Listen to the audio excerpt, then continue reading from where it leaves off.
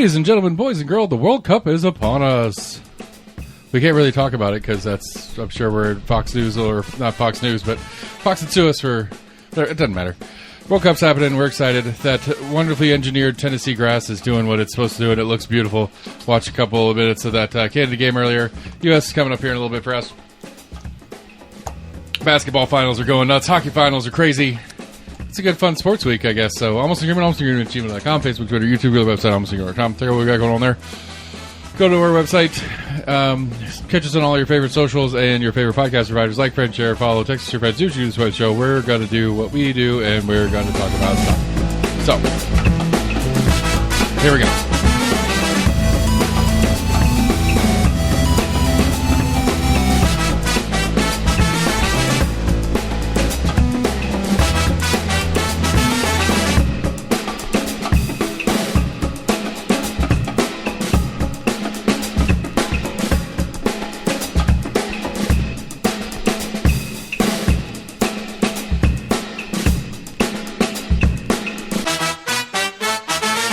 Hi, buddy. Hey. How you doing? What's new? What's exciting? What happened to you this week that was not something that happens to you every week? My body went around the world one more, or went around the solar system one more time. The whole solar system? The whole solar. Our path in around the solar sun. system. Yeah. Oh, okay. That was a weird. We got there. Happy birthday, buddy. Thank you.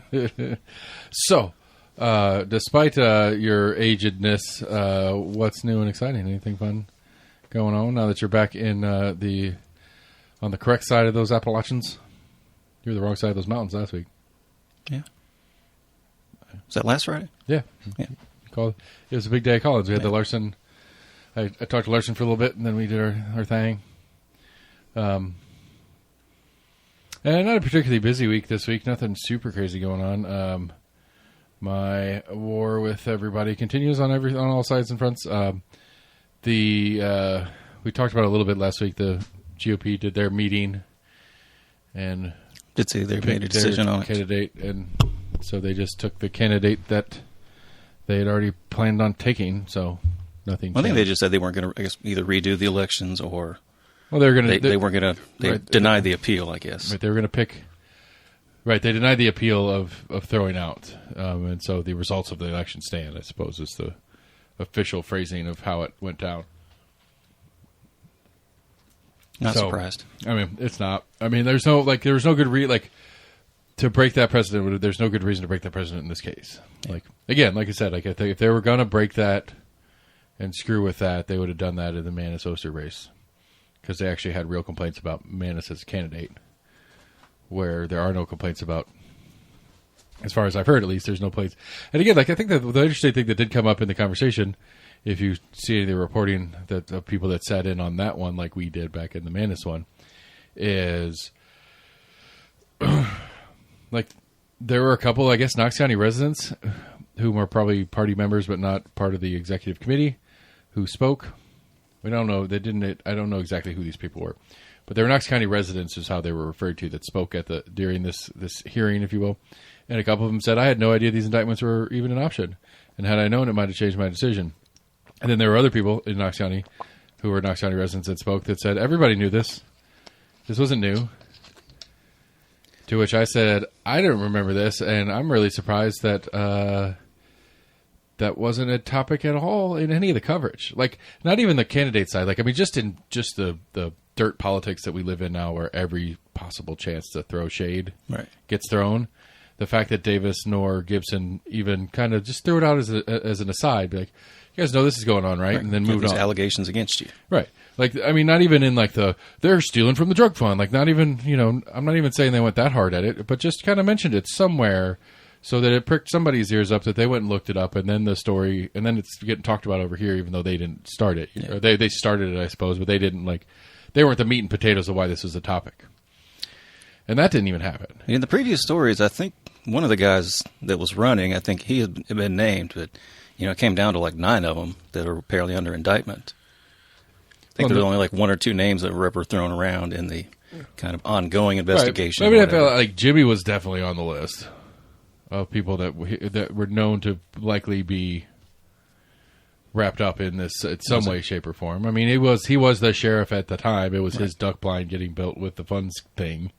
Like, we knew that one, but it's still, like, it was not, like, one of the things that, like, and this is because this isn't a slant, I don't intend this as a slight on Scott when he's doing his podcast stuff in here.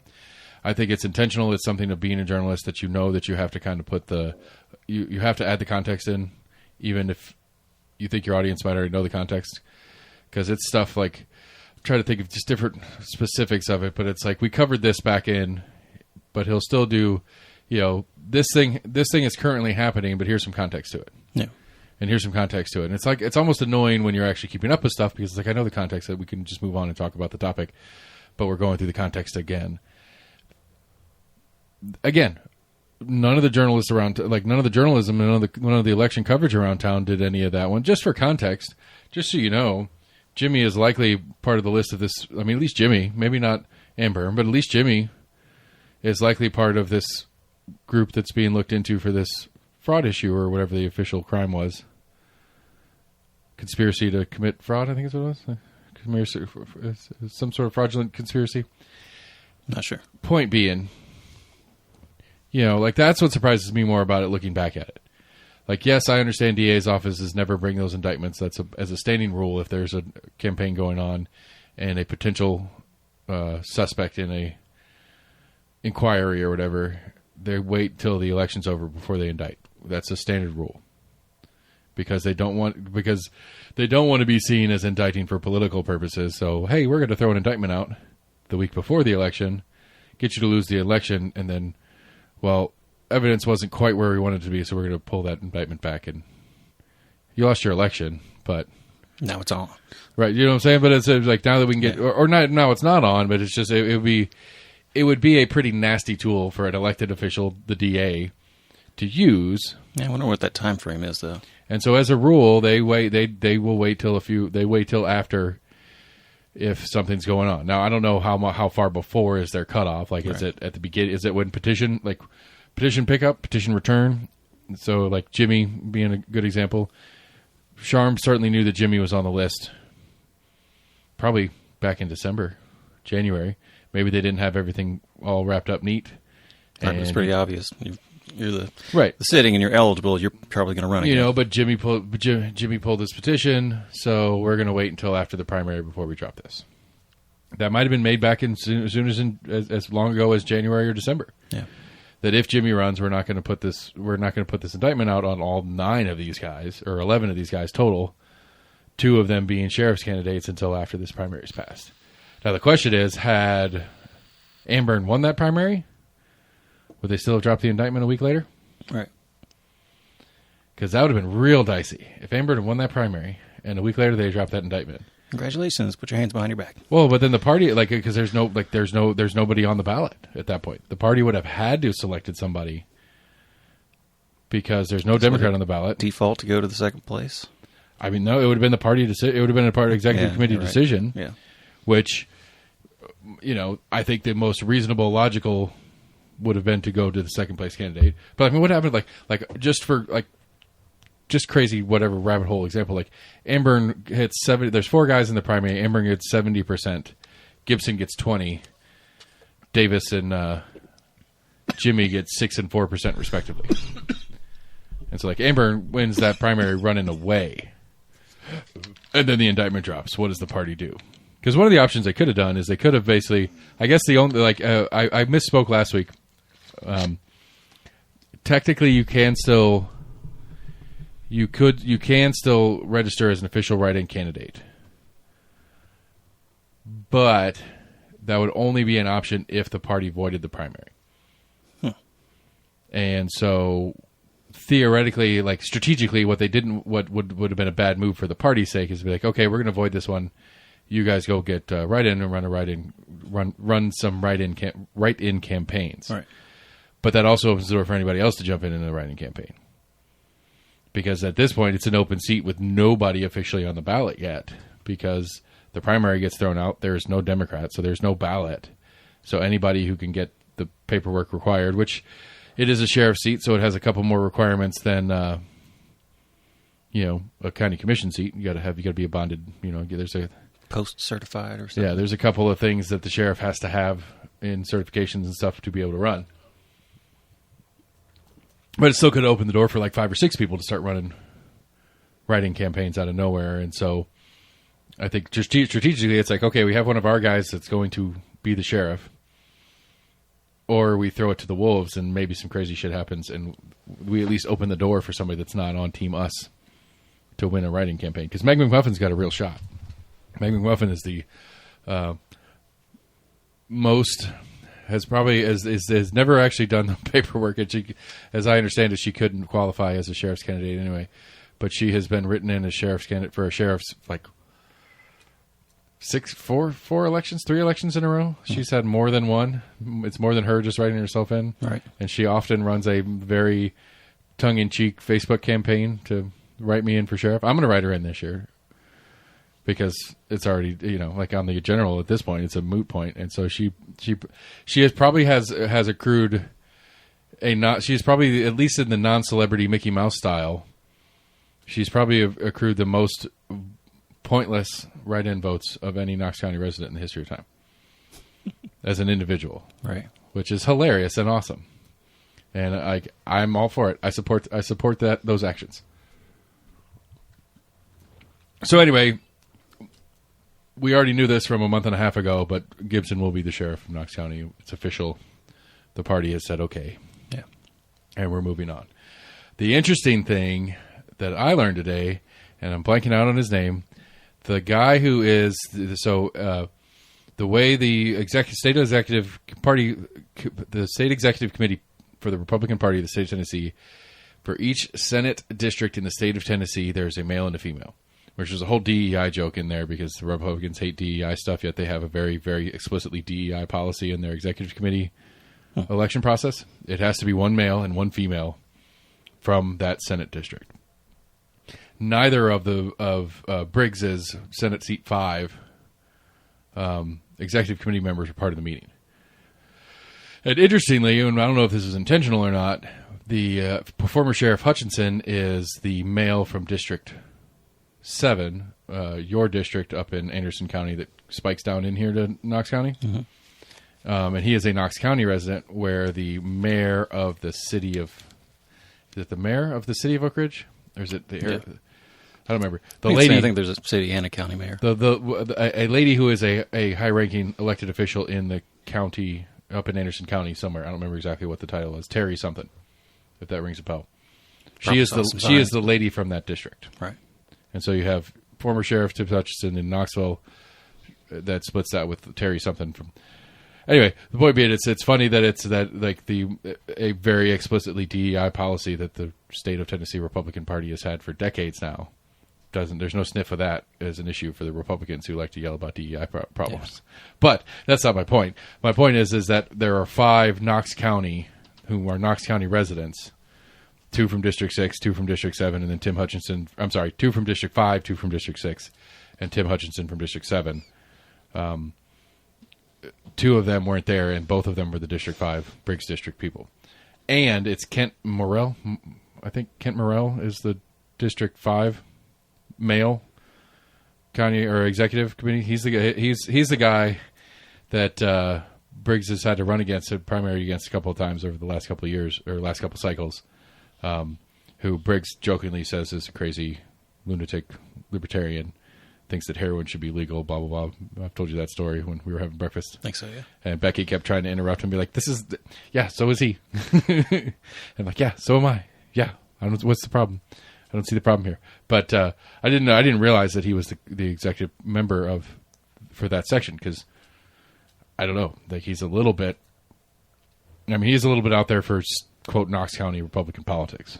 Is it an appointed position? No, it's it's on the ballot. It's a ballot item. Huh. Like they run for it. Brian Hornbeck is mine here in District 6, and I don't remember if I got a mailer from him, but I definitely saw like a Facebook ad or two that's like elect me for this position. Huh. But so anyways, apparently it's a unanimous decision. There was no real discussion. There was, it's unfortunate that this happened this way, but we think the will of the people is the right way to go about it here. Was the general consensus of that totality of discussion. Which, again, is not a surprise per se. Just a neat little part of the mechanisms that make these things work or not work, however exactly your perspective is on it. I think you're right. It would definitely set an odd precedent.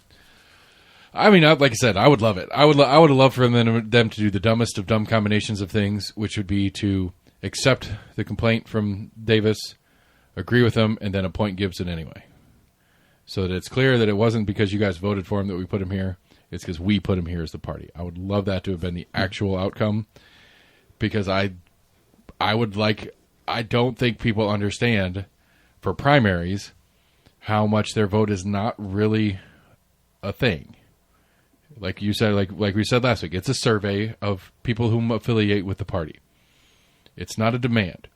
Like you could literally have, like the Manis Oster case. Like Eddie Manis, by the current definition, was not a good Republican. That's a fair accusation that Eric and other people bestowed upon him. Like he is not a good Republican, even at the time. No. Now, his core value in historic republicanism is pretty close. It's pretty tight. It's pretty right there.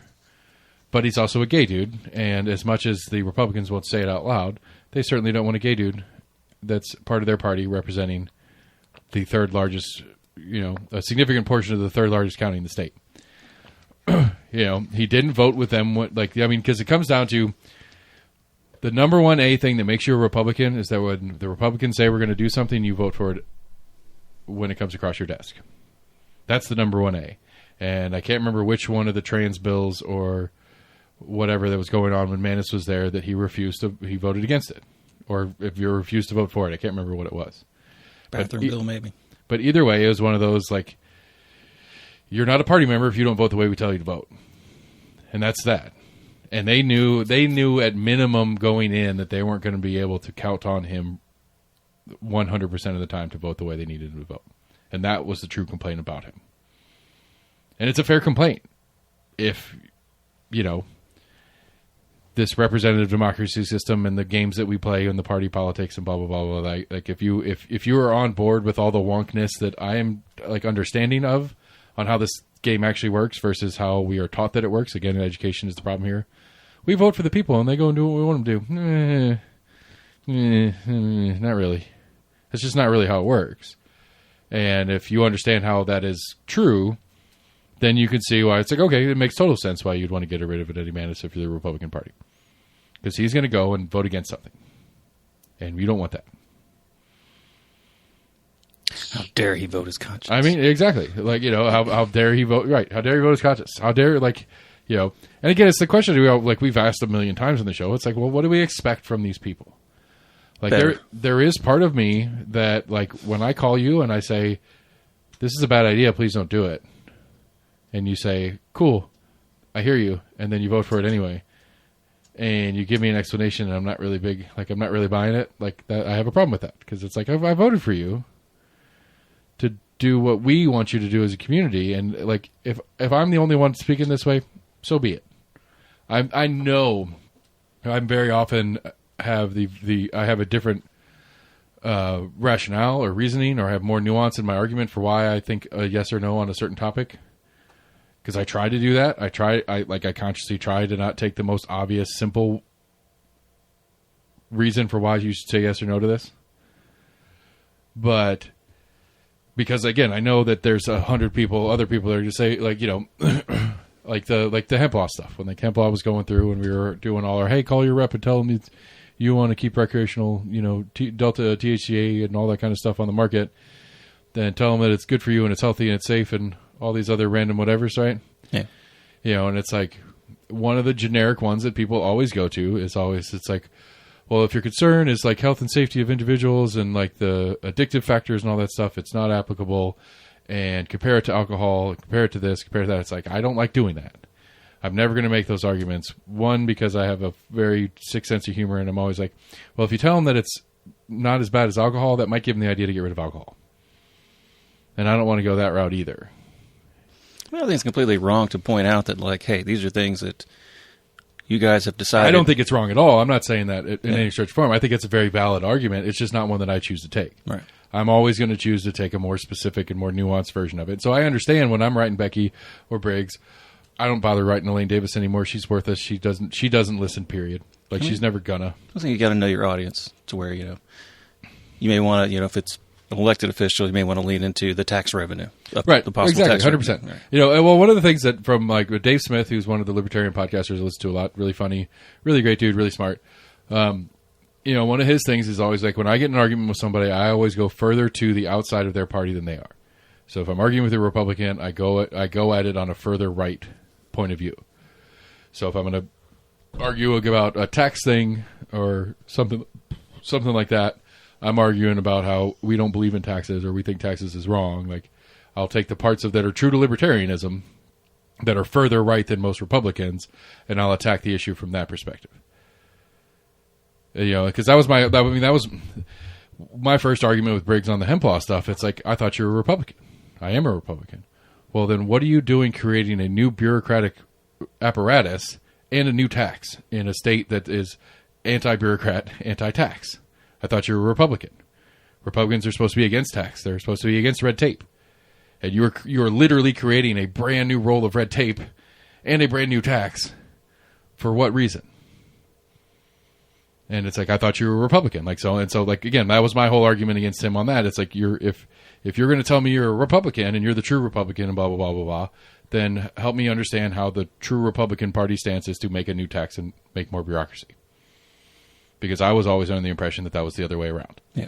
And so that's what I always like. So again, that's my point. Those are the angles that I like to argue with, because I'm hoping that I'm illustrating some other points that haven't been brought to their attention by other people. Because the generic ones that are the easy talking points are getting dumped at them by the droves. And what I'm really, really hoping for is that whatever it is that I pitch at them, the Briggs one being a good example, is like, oh yeah, that's a good point. I would really hate to be colored as a Republican who likes to add taxes and bureaucracy. Yeah. Maybe this is maybe that part of this issue is something I need to put some more thought into to avoid that becoming an attack point for future elections or something like that for me. Maybe the new plan should be not call your representative, but call all the other representatives in the state. I do that too. I have. You're like, well, he won't say yes until you say yes.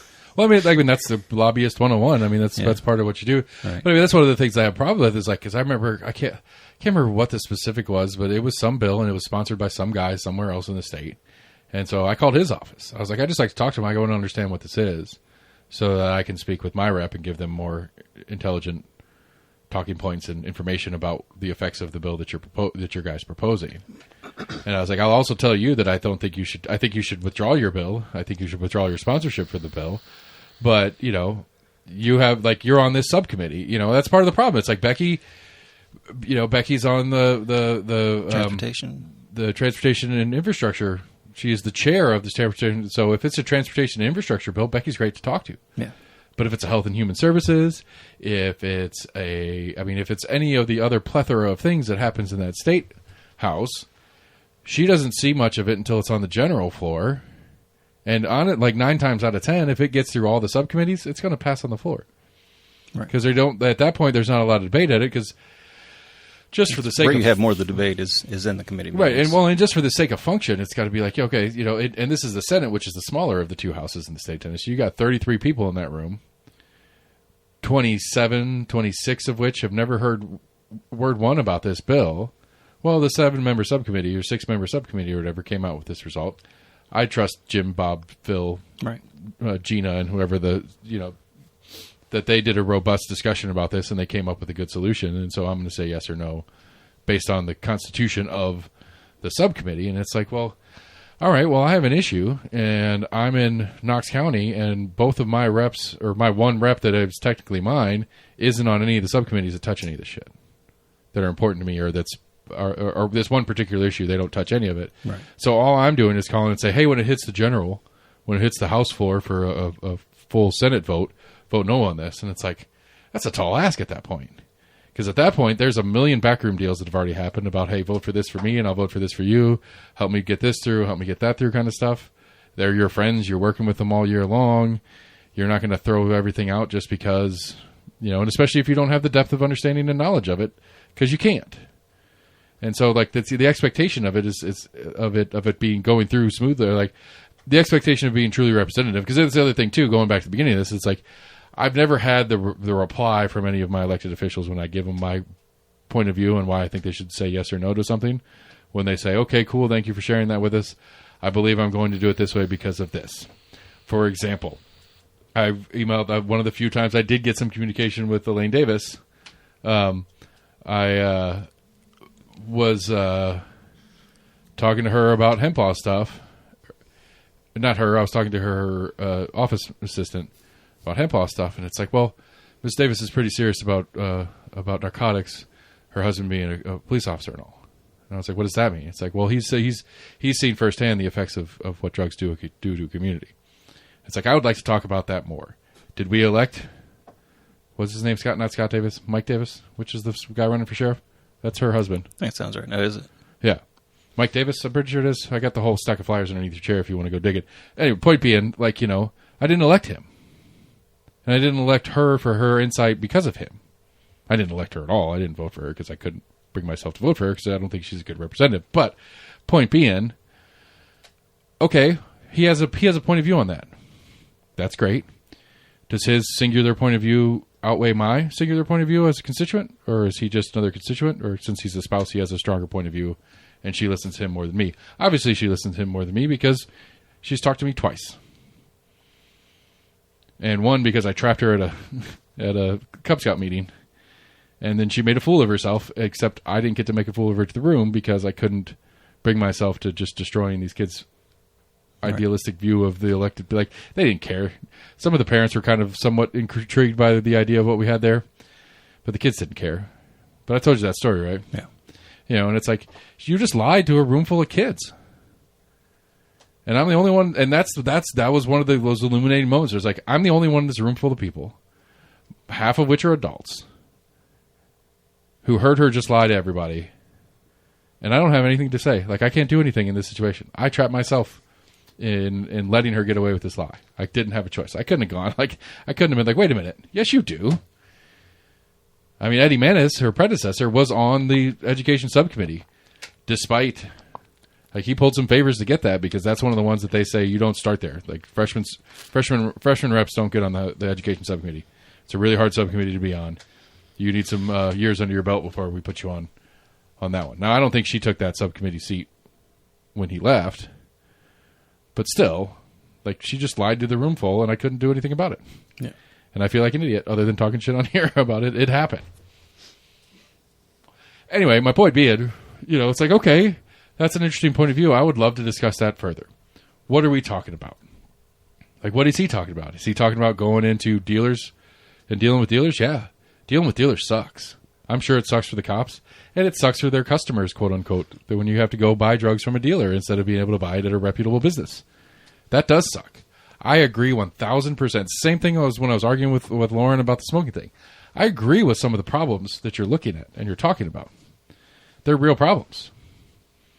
We have all these Detroit drug dealers that come down to Knoxville, get busted, and we have a whole bunch of people that are in the Knox County detention center that are from Detroit that got busted dealing down here, and they're bulk dealers. They're going down to Florida. They're just taking 75 from Detroit to Miami and back and forth. Yeah. And they stop along the way and buy and sell their wares and whatever. It's like, yeah, the black market side of drug dealing is awful. And that some terrible shit goes down. Doesn't necessarily have anything to do with what they're dealing. It has to do with what they have to do to be able to deal with what they're dealing. Because if weed was legal, I'm sure there's still problems in California and Colorado and some of these legal states because of the complexities of the way the laws are written around them and stuff like that. There is still plenty of black market activity. But I would say it's probably gone down, at least in the weed subset of the market. I would say the dealers that are around heroin and cocaine and all the other still fully illegal substances in these legal weed states are still awful drug dealers, like they've always been. Yeah. That doesn't change, except for you take a whole mountain of people out of the equation and a whole lot of profit out of the equation for these drug dealers when you take weed and put it in a storefront where it's safe and legal. But I don't get to have that discussion because she doesn't talk to me, and I'm certainly not going to sit down and have a conversation with him about it. Maybe I should, but I'm not going to change his mind. He's a cop. He's already made up his mind. I've been in those rooms with those kids and whatever, and it's like, I don't care. It's not relevant. Because it's not the drug that was doing that. He's had a very short experience with each one of these people he's even had. Sound like he's followed them through the system or followed them Sure, through yeah, after 100%. treatment or recovery, or Right. he's not like, well, what got you into this? Right. Like, what were the thousands of what were the last thousands decisions that led to the moment that you went in the room where they were? Right. There's a whole lot of stuff going on between then and there, and there's a whole lot of stuff that's government, that's at least somewhat in relation to government issues, food insecurity and housing problems and education issues and blah blah blah blah. The list goes on. To how do we make a bunch of drug addicts do a lot of the stuff we're doing outside of the drug war stuff? Keep pumping kids through a school system and not doing a good job with them. Yeah, I still if we're going to come down to the drug argument to me, and this goes for all drugs, heroin, all the opioids, all the ones that really fuck people up and kill them and they're super addictive and stuff like that. To me, the first question you should be asking is, why does somebody want to escape their reality that badly and that often? Like true recreational drugs, you're just like, yeah, we're having a good time this weekend, whatever. Like alcohol is the same thing. Like the amount of alcohol, I think about it all the time. Just in beer, between Eagle and Cherokee. Have you ever driven by the Cherokee warehouse? They're expanding it right now, by the way. Driven by the one that's over off of Baum? Yeah. Yeah, that's Cherokee. Okay. It's massive. Yeah. If I were a half decent journalist, which I'm not, I would get up at 3 a.m. and go park my car on the edge of their parking lot and count the number of trucks that leave there every day, packed full of beer. Now Cherokee services. Let's say they probably got the almost all of East Tennessee. I think they actually service Chattanooga out of this one too. Wow. Littman did when I was there. Littman just opened but Littman's model's a little bit different. I know there's some parts of Cherokee, I know they go all the way down to at least Sweetwater. It's like Sweetwater, Cookeville. At minimum, it's Sweetwater, Cookeville, Bristol. It may be all the way down to Chattanooga. So yes, it covers a lot of people. How many people? What do we figure this out? There's 8 million people in the state of Tennessee. I don't remember. It's about 8 million people in the state of Tennessee. The 1 million of them are in Nashville. 1 million of them are in Memphis. There's probably another 1 million around Nashville. We have 500,000 here in Knox County. I think Tri-Cities is probably between the Tri-Cities and the top pointy corner of Tennessee up there. They're probably looking at like 750,000. So I would say just a generous estimate, 3 million people are serviced out of this out of the Cherokee Distributors building. It's a lot of people. Half of them are kids, so 1.5 million adults. Well, I mean, probably 60-70% of adults drink regularly. Yeah, but it's falling among the youth. It is, because they like weed better, but among other things. Actually, weed use is down amongst kids too, I think, statistically. Yeah. But that's the self-reported one. That's a little bit harder to... That was never been a good stat anyway, because it's all self-reported. But point being is, if it's the number of gallons of beer, and this is just beer from one of the distributors that services this entire area. I mean, there are 2 big distributors and 3 small beer distributors that operate just beer in East Tennessee. You have 5 liquor distributors that operate East Tennessee. The gallons of alcohol that are sold into grocery stores, gas stations, liquor stores, convenience stores, the gallons that are sold in, that are serviced out of these different distributors in Tennessee, is a staggering number. It is an insane number. Because when I was doing the grocery stuff, just think about it. Go to some of these grocery stores and how big their beer aisle is, how big their wine section is, and they get deliveries regularly. Sometimes some of them are twice a week on their beer, once a week on their wines. But you're talking about tens of thousands of gallons of alcohol. It's a staggering number is the moral of the story that I'm trying to get to here. And it's a well-defined, well-taxed, well-regulated industry. Could we maybe do that in weed? Probably. Would it be better and safer for the people using it? Probably. I forgot where I started this thing, and I'm trying to retrace my steps about how much alcohol gets sold. It's a crazy number. It's a large amount. Right. And again, it's let me go, Mike Davis. We think it's Mike Davis, whichever Davis it is that's married to Elaine. Mr. Elaine Davis, let's talk about your experience going into alcohol issues, going to scenes where a DUI wreck has occurred and families destroyed. Are those the same numbers, more numbers, or less numbers than drugs, period? Not just marijuana, but all drugs. Right. How does that compare to just marijuana cases you've dealt with? How many evil, like next-level evil things in the black market of drug dealing were marijuana-only related? Probably not many. How many were alcohol related? Right. Probably a lot. There's probably a good number of alcohol, right. but that's not room for discussion. But that's the reasoning you're given, like, and that's one of the reasons I don't do that argument. Again, it was because like that's the argument. That's the argument from Elaine Davis on why she supports banning hemp and quote unquote drug use. Because of those things, it's like, well, you can't even accept the comparison. You won't even discuss the comparison. You're just, and plus you're at least citing only one reason that is not really a fair shake. You have a guy who's like, I don't know. I mean, obviously he wasn't part of the drug task force that was getting in trouble for using that money because he avoided this these charges. But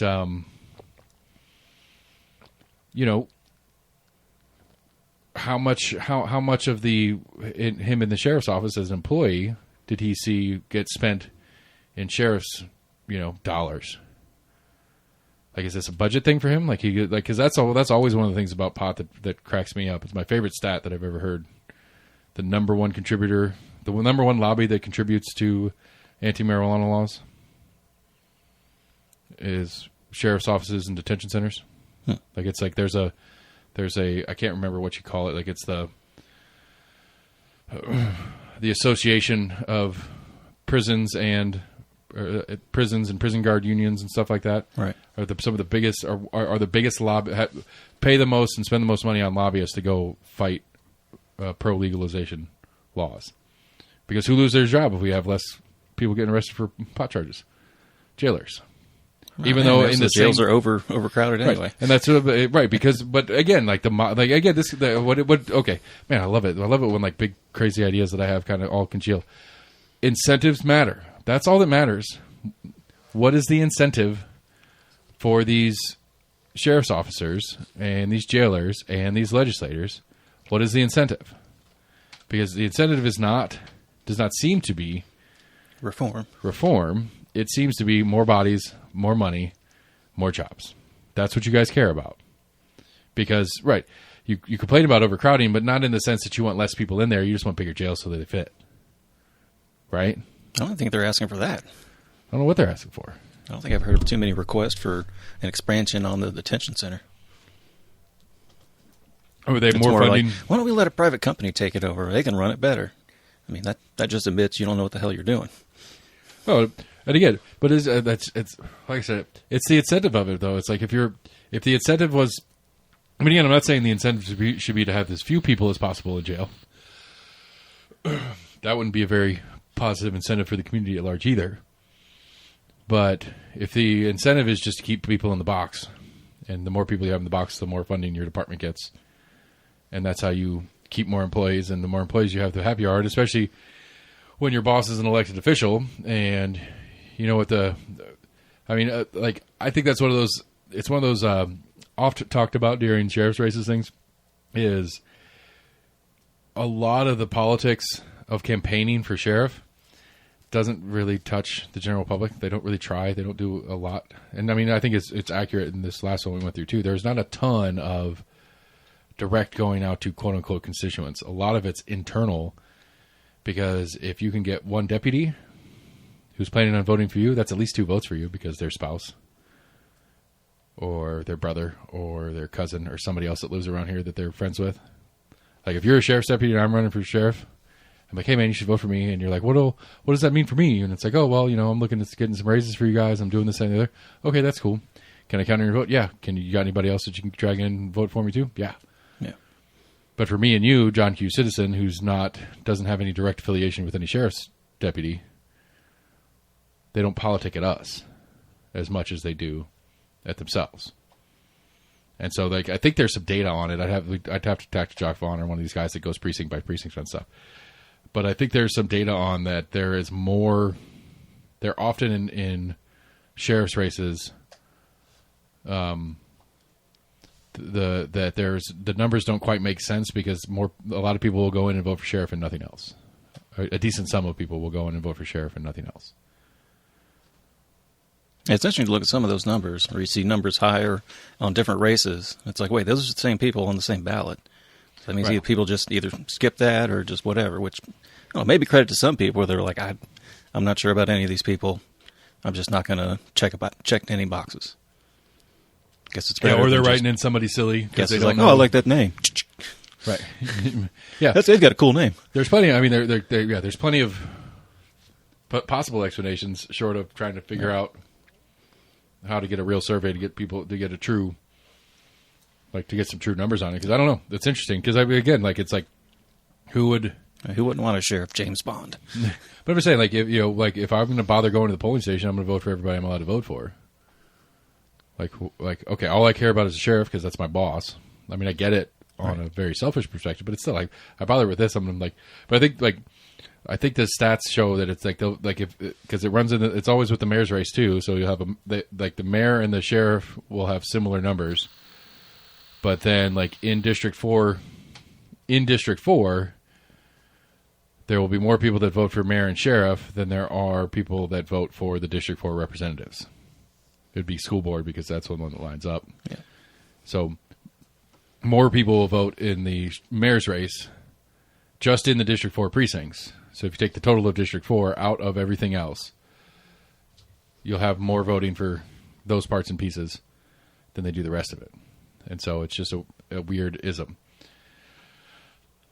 Ooh. I'm sure I started with a different point than I finished at there. Because I started talking about how,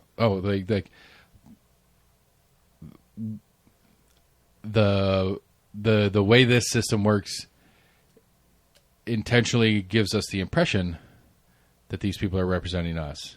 That's not actually that's not truly how it works. And I don't think that's a controversial or conspiratorial statement. I think if you just look at it and watch things happen, there are every once in a while a grassroots thing that happens, but none of the bills that get introduced are introduced naturally. No, the Briggs isn't going, I think we need to shut this down because my constituents told me this is an issue. I don't think so. I think it was brought to him by the liquor lobby, and that one was brought to him by the governor, who brought it forth for whatever reason. Again, I don't think, I guess Jack Daniels and the state of Tennessee alcohol distributors coalition or whatever it is, lobbyist, is who brought it to Governor Lee, and then Governor Lee brought it to Briggs to introduce. And it's okay, technically, yes, the lobby or the state of Tennessee distributors are residents of the state of Tennessee, so theoretically they are constituents of Governor Lee. Yeah. And it's okay, at some level, we are in the world where, corporate entities are people, at least as far as elections go. And so they get to do what they do. I think we are taught that they represent us as individual residents. And I think in action, it more tends to lean towards either business interests or some personal project that has nothing to do with anything that their constituents are actually asking for. Because that was one of your questions that I always think is a great question. It's okay, you brought this bill up and you proposed it. Who? Why? Where'd it come from? Is this something that when you go out and are doing town halls and meeting with your constituents that they're asking for?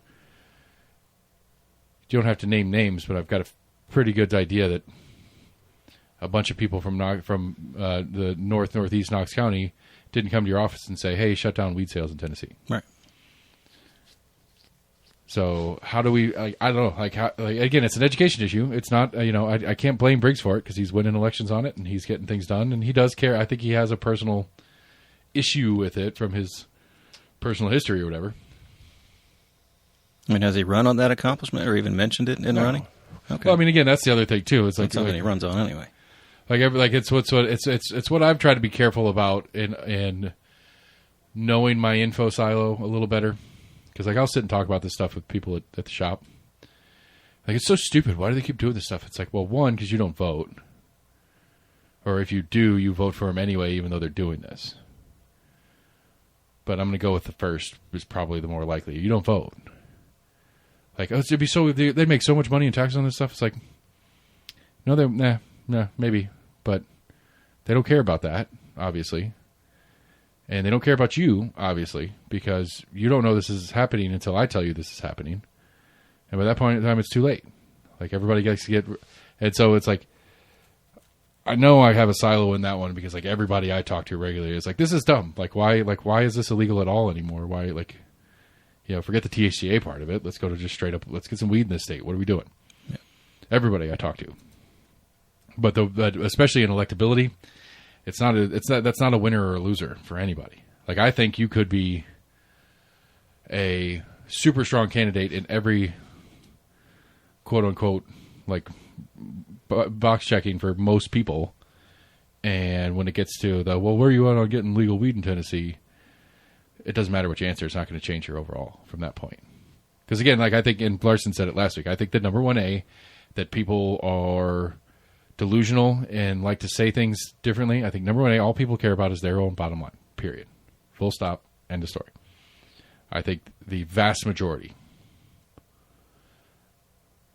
I can't, like, it's not fair to say it absolutely 100%, but I would say 95% of people whom are engaged in vote, maybe a little less. So I'll go down to 75-80%. 75-80% of people who vote will rhetorically say all sorts of kind of stuff, but all they actually really truly care about is short-term, bottom line, my money, and what I have to deal with on a day-to-day basis. That's all they care about.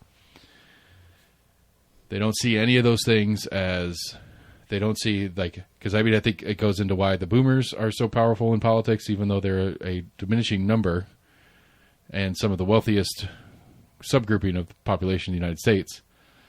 But they're way on average, they outvote. They outvote. And, you know, that's just it. Going back to my little silo of conversation, it's like, yeah, it seems so obvious that weed should be legal. But who's voting? Old people who grew up on reefer madness. And it's like, you know, you go to that generation and it's like 80% of them, you know, you do this and black dudes are going to start raping white women and the world ends. That's what they were raised on. I'd say less and less of. Well, they're dying, yes. Well, no, even with like the reefer madness stuff, I mean, I've heard some people talk about, you know, essentially this is the generation that, you know, kind of came of age in the 60s and the kind of free love where, you know, weed was, it wasn't fully accepted, but it was slightly more normalized than it is now. Yeah. A lot of people assume that's like, oh, well, you know, we'll see more legalization when these, you know, old hippies get older, but we didn't quite see that. Because the candidates in Tennessee, at least, and the South in general, at least, most of those candidates are running on the other parts of the issues. Like the people that are pro weed are the ones that are usually Democrats who don't win in the South much. Yeah, you know, because if you're maybe a better way to look is if you're in a Republican primary in the state of Tennessee, and you got the top 5 issues out there. Number 5 is weed. And you and I are both running for the same seat, and we're exactly the same on 1, 2, 3, 4. I don't know. I think vibes are gonna. I think vibes become vibes sub in. Like, how do you feel about this person? Does he seem cool? Yeah. Does he seem like somebody you could hang out with, or does he seem like a skeezy son of a bitch? I think that is more important to people than where people's stance on weed is. Because I'm like, hey, you know, if I were going to run for Knox County mayor and I wanted to win, and I'd say whatever I had to say to win an election, I'm not going to raise any taxes.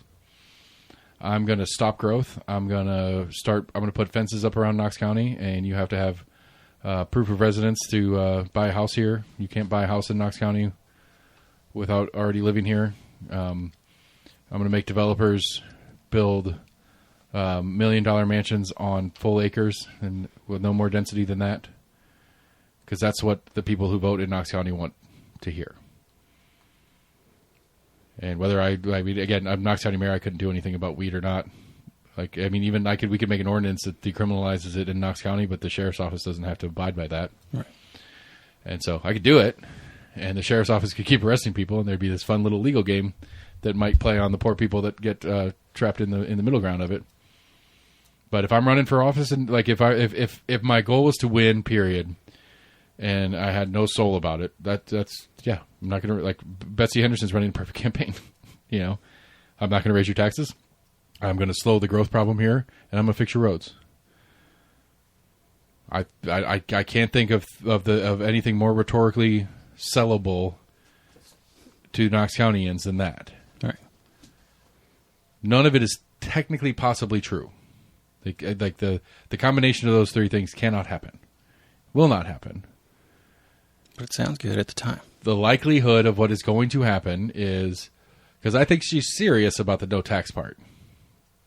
And I'm really excited to see what happens when she gets stuck in a Tennessee Constitution / charter dilemma, because you can't run a deficit. We can't borrow a bunch more money. There's a lot of different parts and pieces that can't change right now. The only thing she can really do is spend less money. And as we'll see on Tuesday, this new Jacobs budget's going to pass. That's pulling another $400,000 out of the roads department. That's right, yeah.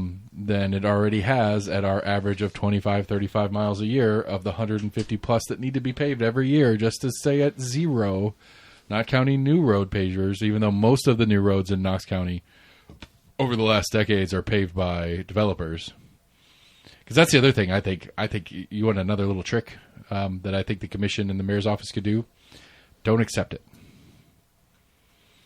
When one of these developers buys a farm and splits it up into a subdivision, when they finish building it out, they gift the roadway to the county.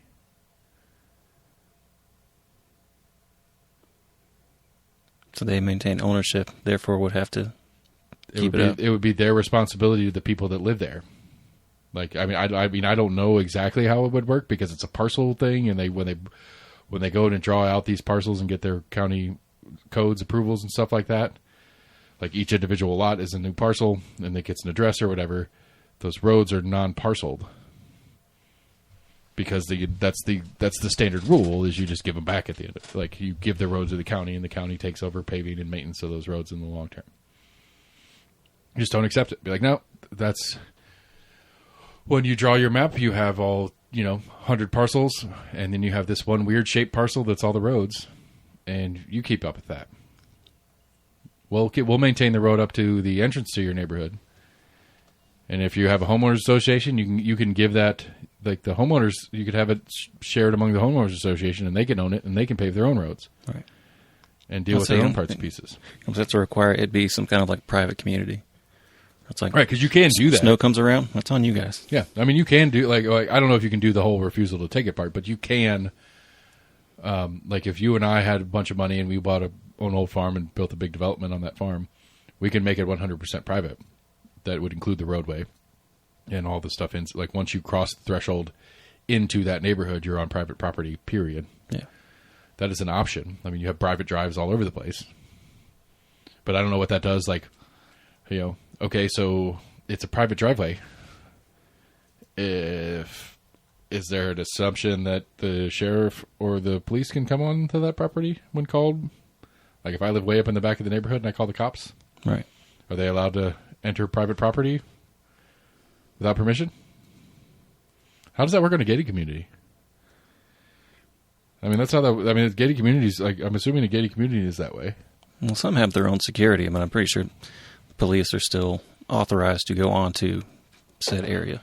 I mean, I guess. Well, I don't think on like a county map. It's just like a black square. Well, no, I think that's no man's land. We have no jurisdiction there. I think the correct answer here is that if there's a 911 call that originates from there, an owner of that property gave permission for you to enter. Yeah. Like, if I'm a resident in there and I call the police and say come, I'm giving them permission to enter the private property. All right. And you have like exigent circumstances as well.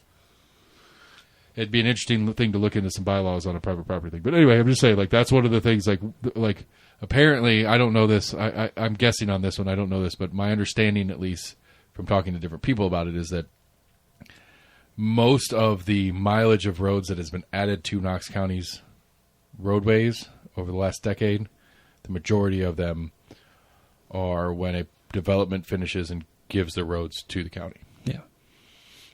Of new roadway. Now, that's not repaving or maybe rerouting something around an obstruction. You know, like we had the big one that goes over there. Was that Shod Road? What is that? Because at Callahan, like you get off, like if you're on 75 North and you get off at Callahan and go back towards Clinton Highway, crosses Clinton Highway. It changes. I think it changes to Shod, and then when it changes to Shod, and then and it goes all the way. Like it actually goes all the way through to Hardin Valley now, and that was a big one.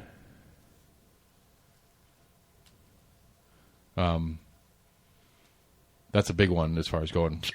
Yeah, like that's one of the biggest major county road projects that's gone down as of late. That's new road. That was new road, but they've been working on that for fucking ever. It's finally open, but that's new road. But other than that, almost all the new road that's in Knox County has been a private property development end of the process. Yeah, and now you have this big neighborhood that winds way up in there and has narrow roadways and stuff like that. That becomes the county's responsibility. And how to and again, I guess if you don't let any new developments in, that makes it a little easier to not have any new roadways come to fore because you have less developing. So I guess that's a positive for putting less burden on the infrastructure there. If they put down good road to begin with. Right. And again, I'm sure there is some negotiation and standard in how it's built and what the rules are and how wide it has to be and what the surface has to be made out of and how thick the asphalt has to be and stuff like that. Maybe. I would assume that like we're giving it to you. What you gonna do about it? No. You make me come back and fix it? Like that's your problem now. I would like I said, if it's legally an option, I would just refuse it. Just refuse it. All you're doing is taking on cost. The buildings are already built. You're going to get the tax revenue off of the property tax anyway. Yeah. You know, those residents can complain to you and be like, "Oh, we're sorry, that's not ours. That is your homeowners association road, or that was developed by your whatever." So, here's the number to call to deal with that. Leave us alone. Yeah. So, in more personal news, the city has initially refused my request to get annexed, and I'm a little confused. I don't know how deep I want to go into my complaining right now, other than to say that I replied to their, what's the word I'm looking for here? Their denial of my request with I don't accept that. Is there an appeal option? I don't know. I don't know if it's final. I don't know if they're like, it feels to me personally, like this is me guessing. I don't know anything other than me guessing. It feels to me like that maybe I'm I'm only one, or only a couple people trying to get annexed, and that just we're going to take the year off. Like there's no point. It's a process, and if we don't have if we're going to do it, we might as well do it, and there's not enough to bother doing it. That's what it feels to me like. Well, is there much in the process of it? I don't know.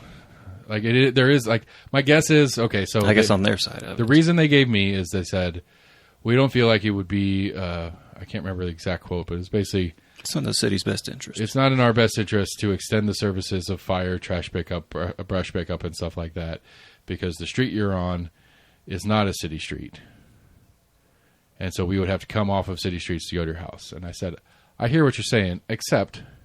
Don't you have like neighbors like there is a house two doors down from me that is further away from the quote city streets that gets brush pickup, fire service, all the things that city residents get. Right.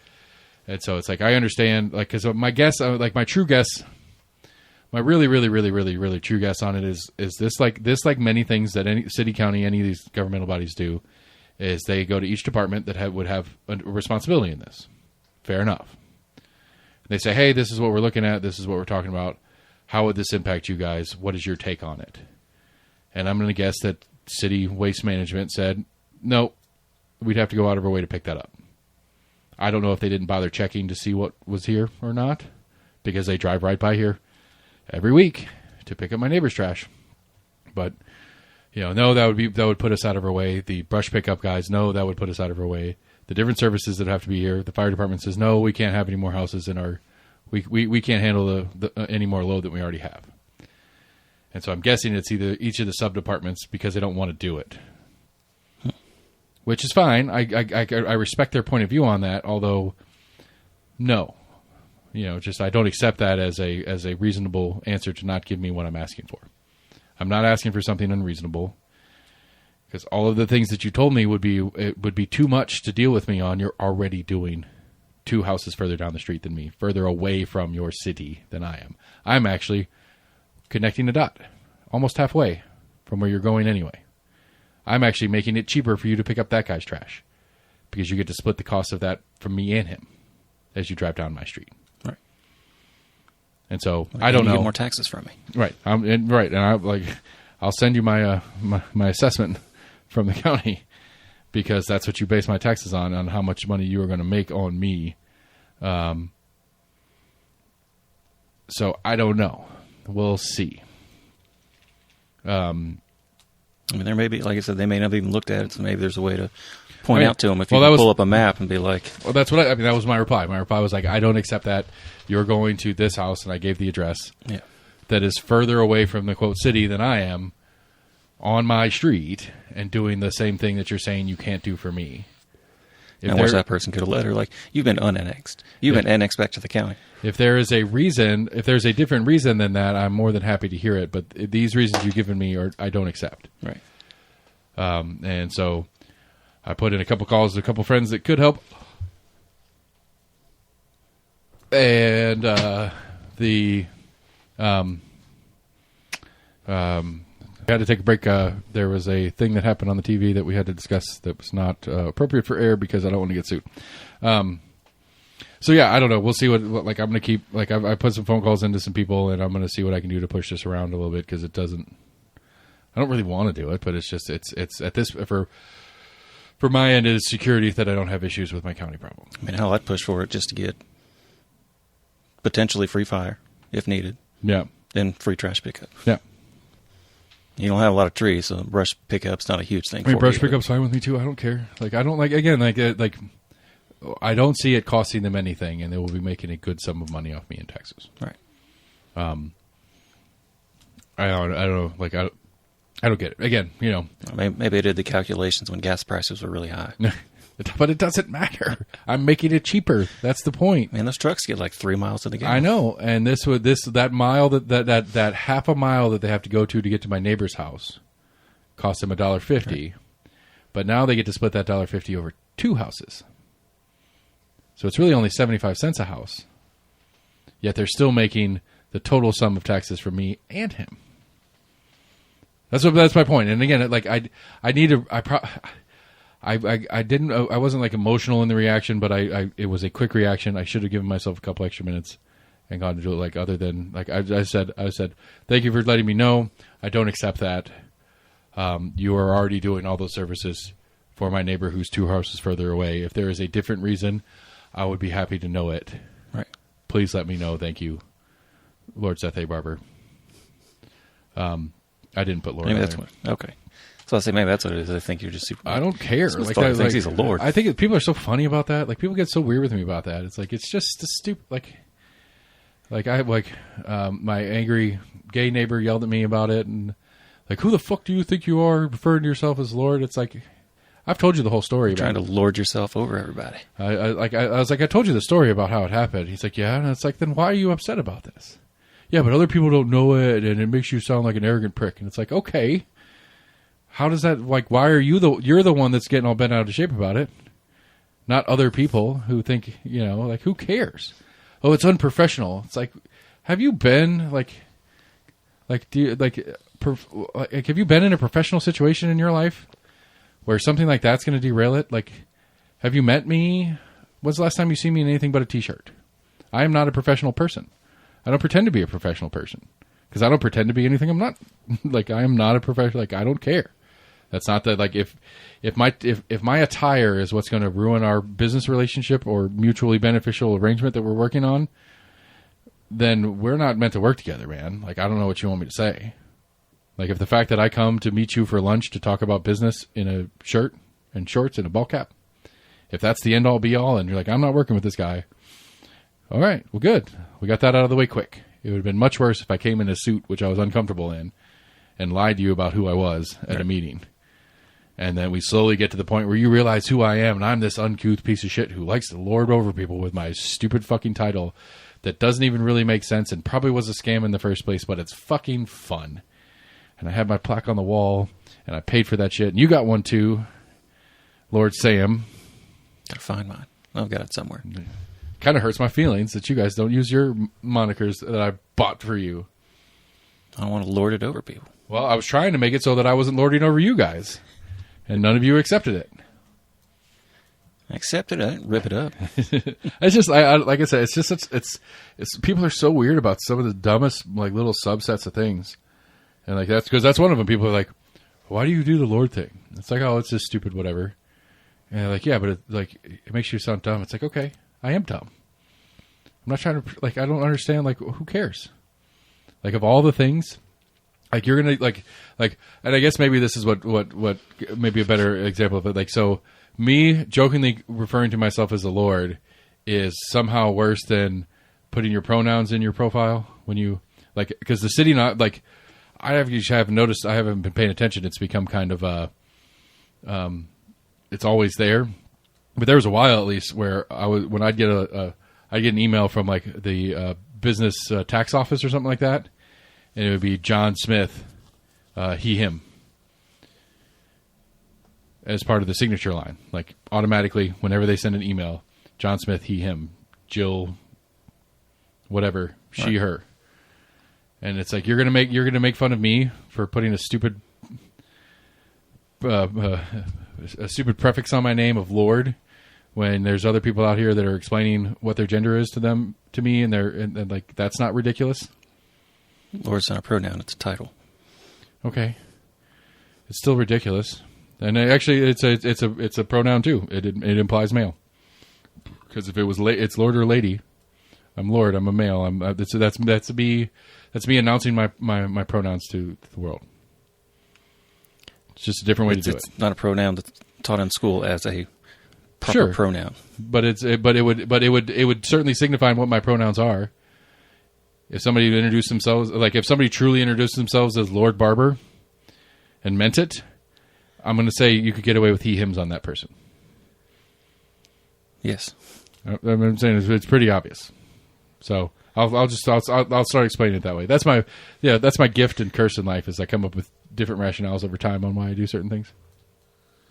I don't care. It's just so I don't understand. Like, it's fun. Like, I met the first time I met Mayor Jacobs. Yeah. Like, that was the first thing he said when I gave him my card was like, "You're a Lord?" It's like, "Yeah, it's a stupid thing," or whatever.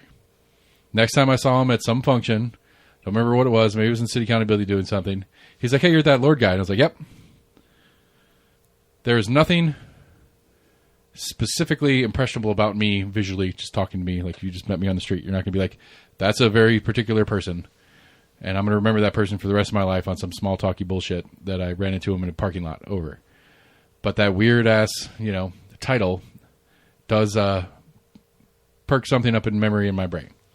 And that's like, I was talking to somebody about this the other day. Like, as far as this podcast, as far as doing the debates and doing all the other different stuff that I like to do around town, doing Hollaroo and the special events and doing all that stuff, my dream life goal, whatever you want to call it, is I want to be able to walk into a room, and not in a scary way, but I walk into the room and people go, "You know who that is?" Not in like a fame way, like Ashley Caps. Like Ashley Caps walks into a room, everybody in the room doesn't know who he is, but somebody in the room does. And they go to the person next to me, like, "You know who that is?" Like, "No, that's Ashley Caps. Ashley Caps says Bonnaroo." I couldn't pick him up out of a crowd. And did that or whatever. I heard the name, I'd be like, "Oh, okay." Right, that's what I'm saying. And right. But so you might not recognize me visually, but when somebody in the room tells you, "Hey, that's that," and you go, "Oh yeah, he does all these cool things. That's cool. That's great." I don't want people to be afraid of me, like I'm going to smite them or whatever. Maybe some political people I might want to fear that if they piss me off, that I might be able to ruin their careers. That'd be cool. But long and short of it is, like, I want to be able to make a phone call, and I want the phone call to be answered because it's me calling. I don't necessarily want them to do. Like I complain. I was complaining earlier about Massey and Davis and Briggs, voting for things that I tell them not to vote for or whatever. But they answer my phone calls. They call me back. I just want that at scale. I want to be able to make phone calls and then be okay. All right, well, let's set up a time. We'll talk about it and like to actually put forth effort into hearing what I have to say. Yeah. And so, that's the goal here for me. That's what I want. Like, and the Lord helps with that. And if it offends you that I like to call myself Lord, then suck it. What else happened this week? No, I guess it was a pretty slight week. The KPD and Keith Cannon are bragging about we now up to 3 homicides this year, which is still a pretty good pay, pretty low on the pace of homicides. Yeah, I was tracking it because I saw a couple stories. I think some was like they called it a homicide, so I'm not really sure if they quantify that as it's not a murder. It was a homicide or whatever. But I was trying to follow a couple stories. I'm like, I wonder if that was the first one. Oh, yeah. Well, there's one. Was that in Knoxville? Was that in? Well, of the 3, going back a second, of the 3, one of them was a Detroit guy. Was it what guy, sorry? One of the some Detroit mobster, Detroit mobster. Yeah. I had to stop myself from making a joke on the Compass podcast today about if you're interested in learning more about the Detroit mob connections in the rural eastern west side of the Appalachians, whatever. There's a great docudrama called Justified that's all about the Detroit mob action in Harlan, Kentucky. But one of them was an accidental, shot. It was an accidental something. Somebody shot at somebody else on accident. It wasn't it was not a first degree murder. I think I saw that. So of the 3, only 2 of them were on purpose. So whatever you want to call that statistically, back it down a couple points. Yeah. So I don't know. We're good. I don't know. It's this holistic. There's a bunch of stuff talking about this holistic approach to policing, and I don't disagree with it. I don't think it's not positive effect on the conversation. But at the end of the day, I don't know what's going on, and I don't think anybody does, because Chicago's murder rate's down, and New York's murder rate's down, and Atlanta's murder rate's down. People are just killing less of each other currently. Yeah, it's not something. It's not to say that what Noel and KPD are doing in the city of Knoxville isn't positive. I'm not trying to say that. But it's certainly not reasonable to give them any real credit for this full shift. Credit, yeah. Right. There's something else going on. And I don't know what it is. And I don't think anybody knows what it is. Ain't nobody got time to kill. I mean, I'm broke. I'm got whatever. I don't know. Larson said something to me last week that's what stuck with me. He said there are 3 jobs for every 1 person wanting to work in Knox County right now. And I said, I don't know what you're talking. Okay. I don't know how to answer. I don't know how to reply to that. I don't know what that means. Are they 3 jobs that people that live here are capable of doing? Right. Are these those 3? Are these are these 2 jobs that aren't getting employees because there's some next level whatever that only 5 people in the world are capable of doing? Or is it what kind of work are we talking about? Yeah. Because I might need a job. So I'm all ears, buddy. Who's hiring? Or is it the rotation of restaurants and servers that right. are constantly bouncing from one restaurant to another? And that's the other one. Speaking of restaurants, is the 2 bar restaurants that are in the stadium that are out facing are now open. And they've made it a really strong point to make sure that it's clear that they're open 7 days a week, whether there's baseball or soccer or anything else going on is irrelevant. They are open for lunch and dinner every day of the week. I highly recommend Jackie's Dream. Or I think Jackie's Dream's open 7 days. I think the Iron Forge or whatever is not open on Sundays anyway. But as a general rule. But and so Scott was like, so you don't have to check the baseball schedule to see if they're open. It's like, well, you may want to check the baseball schedule to make sure that you don't have to deal with that. Right. To go get you some Jackie's Dream. But yes. And I'm mad about the Dora thing, but whatever. The Dora part for there is they basically get a responsible free patio that they don't have to insure like I do for my shared patio space that is city property. Yeah. And so just because I'm bitter about everything that they're doing in the old city and Market Square, I don't this Dora. I mean, there's a slightly added cost. They've got to buy specialized cups or stickers to put on the tall boys they're selling, but it's not going to be a huge dent into their profits. Right. It's certainly going to be cheaper than they thousands of dollars it would cost them to build a patio around their shared space.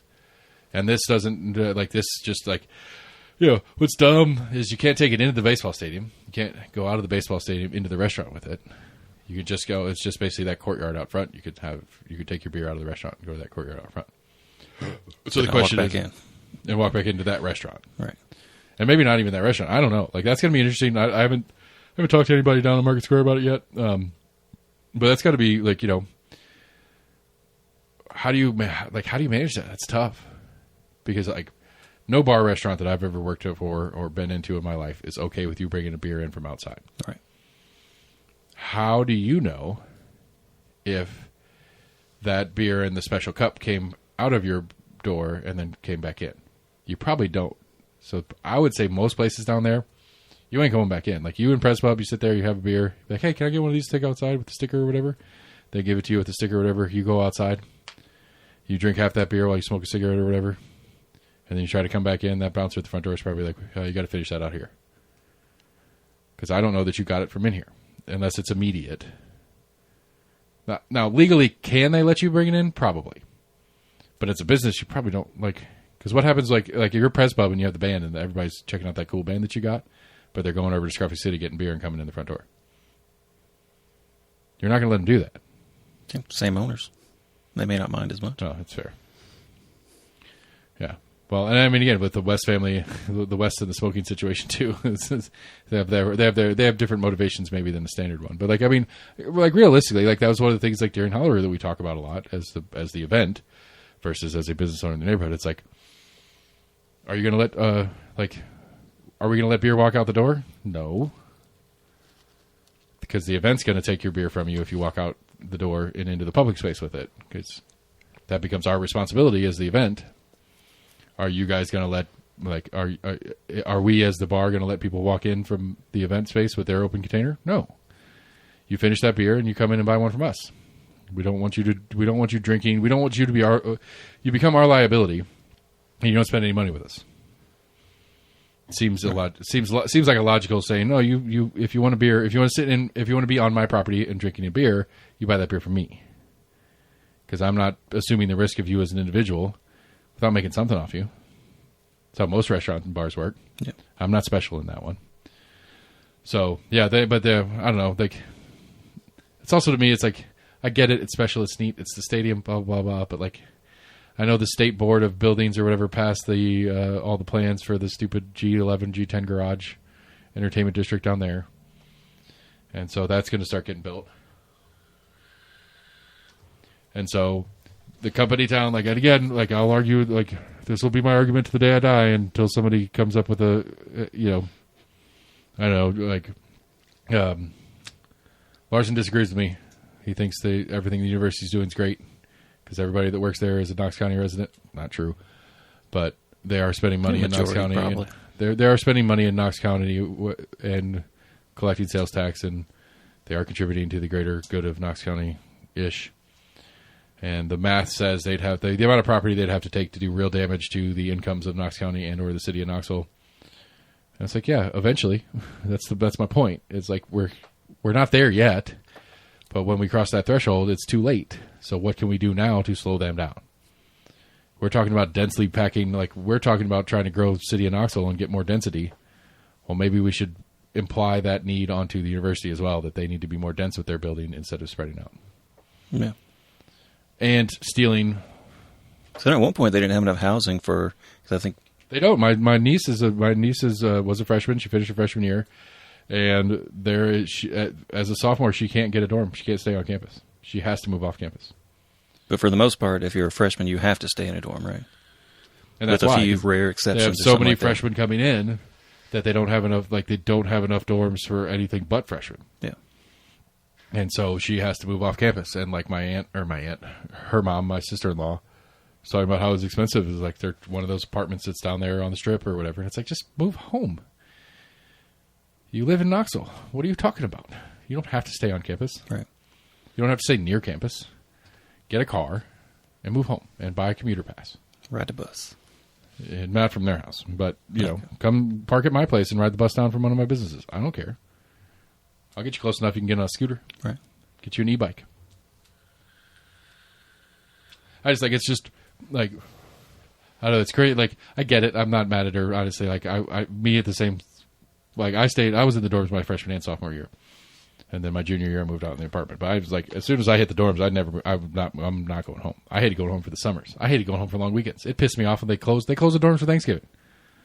Yeah, I heard of times like that, yeah. Like, there's a bunch of different, like, spring break. You can't, I don't know, get out. We're closed. Can't be here.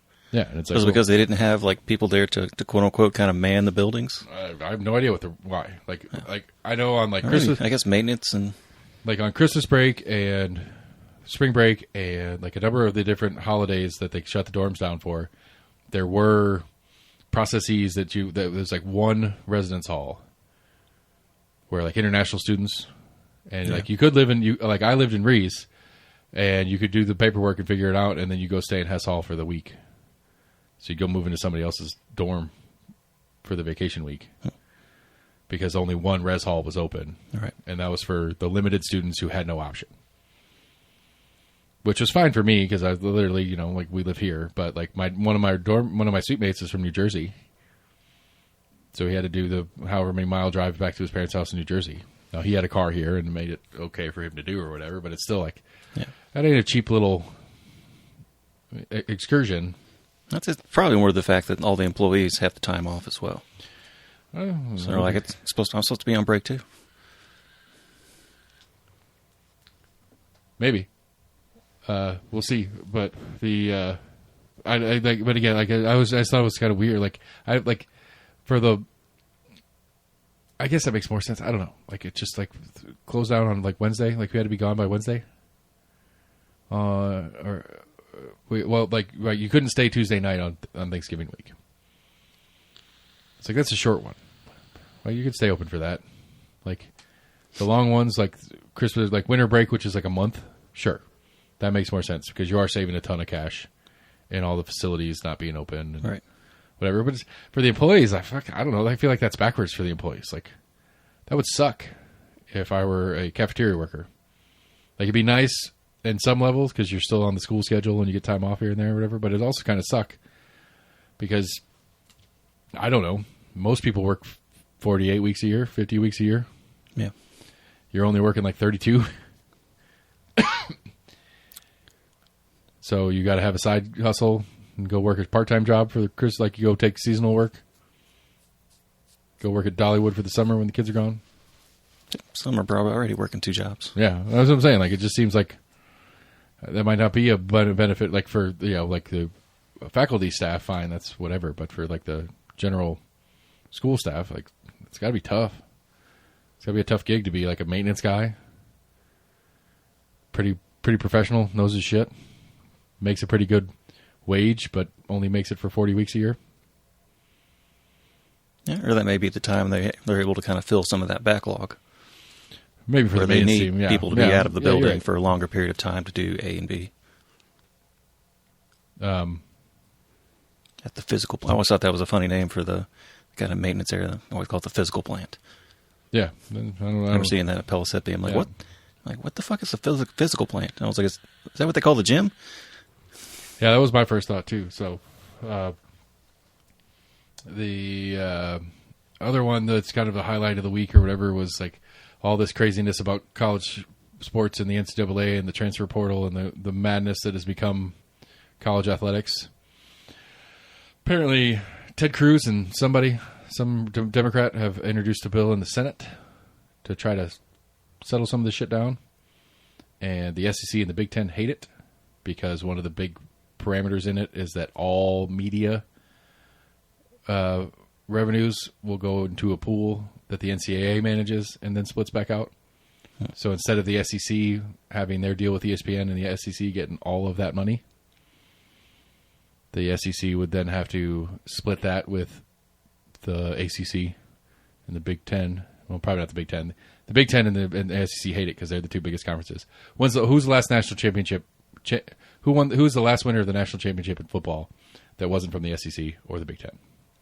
I couldn't tell you. I don't know either. Like I thought about this earlier. It's like, Did Georgia win last year? I was about to say I'm not even sure who won last year. Indiana won last year, which is crazy because Indiana has the worst record in the history of college athletics. To have won? No, period. Oh, just period. Even after all time. Even stats. after a complete undefeated season last year, they have the worst win-loss record in the history of Division I football. And it'll take a couple of years of them winning 10-plus games to get them out of the bottom of the barrel. Like, they're not...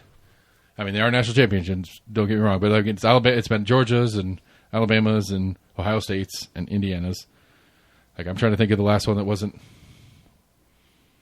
I don't follow it enough and don't give a shit enough. I'm really trying to think about it because, like, USC and UCLA are now in the Big Ten. I think Oregon is now in the Big Ten. We have Texas and Oklahoma that's now in the SEC. And again, that's the argument. That's the complaint / argument from the other conferences is that we can't compete with the money you guys are making. And anyway, so SEC and Big Ten hate this law, and apparently our own Donde Plowman, the chancellor of the University of Tennessee, Knoxville, at least for the short term, has become the spokesperson for the SEC on why they hate it. Which is weird because usually it's the SEC commissioner who's like the head of the SEC athletics subdivision, right? So it's not a school; it's the SEC's sporting. It's the sporting of the SEC's administration, who's usually the one that's more of the vocal when it has to do with SEC sports. Yeah. And so the question is: did they do this on? Like, is this something that was intentional by the SEC, both as a schools and the conference in sports, putting a academic face on the argument instead of it only being the sports face on the argument? Saying, because again, it's like, you know, a good sports program is good for the university, which is true. Like, it truly is. Like, Scott asked a really funny question, and it's probably a genius question. It's just a matter of doing the legwork to figure it out. How much enrollment has gone up at the University of Indiana over the last 2 years since they became a relevant football school? It has probably gone up. Jesse added to an anecdote when he was at Penn State. His roommate, who was like a super smart dude or whatever, Penn State's a pretty solid school, had said multiple times he absolutely, when he was looking for colleges, a Division I football program was part of his decision making. He's not an athlete. He wasn't playing the game. There's potential money being put into that school, but it was just part of his, like, he wanted to be on campus as part of all the goings on around sports, because it's fun. It truly is. Like, I was joking with them too. It's like, you know, I was out of town when the baseball won the national championship a couple summers ago, and like, me and my dad were watching the parade down Gay Street and the party in Market Square that they did for the national championship baseball team. It's like, man, I don't know if I would have gone down there and put myself in the crowd. Crowds aren't really my thing, but it'd been nice just to be around, because it's as much as I like to hate on the university, and I do it all the time, there is something cool about being around town when we're winning sports stuff. Yeah. And you run into people, and you're like, yeah, how about this? How about the baseball team? What about that? That was cool. Let's figure this thing out, and it's just like, it's something that we have in common as neighbors that we can kind of be happy about together. Right. And I think it's a good. I don't think it's a bad thing for culture, if you will, to enjoy those kind of things. And so, again, not to say that Plowman's wrong, and it's just I don't know. Like, I have the solution to the NCAA, but the NCAA is not going to do it. But I think we're in for a tumultuous mess. Because apparently there was a kid that was at Indiana that transferred to Texas A&M who the NCAA had banned from playing football ever again because he got caught betting on Indiana games while he was there. Right. Did see that. And some district judge in Texas or whatever, he filed a lawsuit, took it to court, and that district judge was like, yeah, I don't care. This says, like, legally standing, I don't know what the fuck we're talking about here. Of course you can play football. Like, that has no... Yeah, also, somebody pointing out, it was like a 3 or 5 judge panel, and all of those people were Texas Tech grads. A&M? Or Texas Tech, wherever. A&M. I think it was A&M. Whatever, yeah. I think it was That's Texas funny. Tech. I don't know. That's doubly funny. Hey, Yeah, are you any good? Is he any good? Is he going to help our football team? I don't care if it's legal or not. Well, So I mean, somebody was pointing out it was like listing all the people in like other sports. It was like Pete Rose. I think I'm not sure if he was betting. These are people they pointed out like famous people. Pete Rose was never caught betting on Reds games that he was either playing in or managing. Right. He definitely was known to bet on Right. But baseball. he was banned for life. And they listed like 2 or 3 other like famous cases where people were banned for life. And then it was this guy that was betting, like you said, betting on games that he was playing in. Yeah. And he got I think he got like a 1-game suspension, if even. And I mean, like, again, like, but legally speaking, like, whatever. Like, I mean, because that's the thing, like, NCAA especially, but sports in general, but NCAA especially, it's just a business. Like, it's just a business like any other business. It's a huge business. It's a massive business that has massive implications and spends massive amounts of money and makes even more massive amounts of money. But it's a business like any other business. It's just found itself in this very weird situation where it has unpaid employees who do all the work to make them these massive amounts of money. And their ability to manage these unpaid employees has gotten wonky because these unpaid employees are starting to get smart. We're like, wait a minute. You're selling things with my name on it for $50 and I don't see a dime? That doesn't seem right. Yeah, I'm getting a scholarship. I don't have to pay for school. But the math isn't math in here. And so these things have started kind of falling, like the wheels started falling off. Like, again, to me, in a perfect world, like, and I think if you, the soccer fans out there, since we're passively watching World Cup right now and the World Cup's on and it's exciting, you go over to like Europe and the way their developmental soccer leagues work. And it starts with youth soccer at like 8, 10 years old. But they are professionally managed, professionally run private organizations. Like, I don't think Oxford has a football team. Right? Like, I don't think any Cambridge, I don't think any of these major universities. Can tell you. I don't think I don't know. I could be crazy, but I'm pretty confident that when you get to university athletics outside of the United States, most of it is more old school Olympic sports. And it's more intramurals. It is the traditional point of having it, where you have like crew and, you know, tennis maybe and golf clubs, but they're not like, it's not a semi-pro, like the NCAA is semi-professional sports. Yeah. You know, like, but when you're over there and it's like the Oxford and Cambridge battling it out for the crew championship, and it's a big deal over there because it's been doing it for 250, 300, 500 years, however long they've been around kind of stuff, because the history is important, but it's not a multi-billion dollar sports enterprise that you're doing in these universities. I think most of what is, you know, like with cricket, like with what are the more big popular sports in Europe, it's just staying in England for the, like, I think cricket and rugby, I don't think they're playing college. Like, I don't think they have university leagues like we have the NCAA here. I think when you get into semi-pro and amateur versions, it is a much more completely privatized entity than it is some weird. Because again, one of the reasons why you put Donde Plowman on stage is because she is the head of the largest flagship university, or the largest flagship school in the state of Tennessee, one of the biggest schools in the SEC, that are state. It is a state school. It's not Vanderbilt. You know what I'm saying? It's not, you know, it's not one of the, like, there's only 2. How many private schools are in the SEC? Vandy's the only one. No idea. You know what I'm saying? Like, yeah. But, you know, so you're not putting out, you know, some private school head. You're putting out the public school. Like Texas, University of Texas, Texas A&M are state schools. They are part of the Texas state government, technically speaking. Ted Cruz, the senator from the state of Texas, who has put forth this bill, is getting pushback from the two very large universities that are in his employ as a state, in the state government. And so he's, like, just politically speaking, he's put himself in a bad spot. My point here is, I think we need to get, like, I think we need to get I think we need to get college out of college sports. I think we could do, if it was I really think the D League is the answer for pro football. I really do. I think I'm good with the NFL saying you've got to be 21, 22 before you can enter the draft, because football is a man's sport, and I'm not trying to be weird about it. It just is. It's one of the reasons I always tell the kids, like, I don't like basketball. Apparently that Knicks game last night was super cool because they were down like 40 and came back and won. Yeah. 29. But, like, I don't like basketball. And the reason I don't like basketball is players like LeBron James, Allen Iverson, Kobe Bryant. If you're 17 years old and you are good enough to go and not only play in the pro league, but dominate the pro league and completely change the fortunes of whatever team gets you at 17 years old. Cleveland Cavaliers were a mess like all of Cleveland sports tends to be all the time.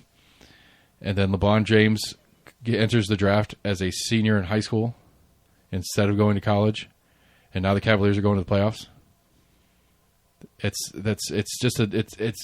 you don't need college ball to develop as an athlete.